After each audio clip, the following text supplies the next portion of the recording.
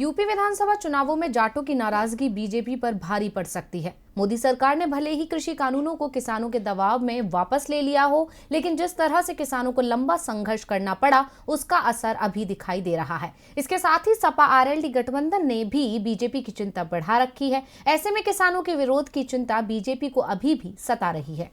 पश्चिमी यूपी की करीब 100 सीटों को लेकर बीजेपी की चिंता बढ़ती जा रही है। किसान आंदोलन के चलते इनमें से अधिकांश सीटों पर बीजेपी नेता प्रचार करने के लिए भी नहीं जा पा रहे थे।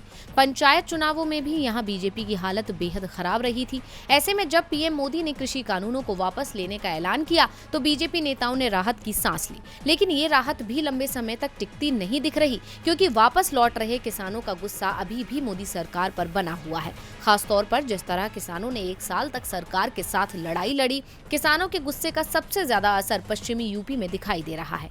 यहाँ की लगभग 100 सीटों पर अभी भी किसान आंदोलन का असर दिख रहा है। किसानों के इस गुस्से को भुनाने की कोशिश विपक्ष की ओर से लगातार की जा रही है। खासतौर पर मुख्य विपक्षी दल सपा और पश्चिमी यूपी में मजबूत पकड़ रखने वाली आरएलडी बीजेपी विरोधी इस बड़े वोट बैंक को अपने पक्ष में करने में जुटे हुए हैं।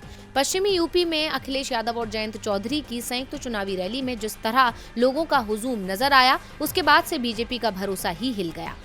बीजेपी पश्चिमी यूपी में दिख रहे नुकसान की भरपाई के लिए पूर्वांचल में जोर लगा रही है, लेकिन यहाँ भी सपा की पकड़ बेहद मजबूत नजर आ रही है। किसानों के बढ़ते गुस्से के चलते ही अखिलेश यादव आरएलडी को पश्चिमी यूपी की करीब 40 सीटें देने को तैयार हो गए हैं। ऐसे में आरएलडी सपा गठबंधन को किसानों के मिलते समर्थन ने बीजेपी की सत्ता को हिला दिया है। डीवी लाइव की रिपोर्ट।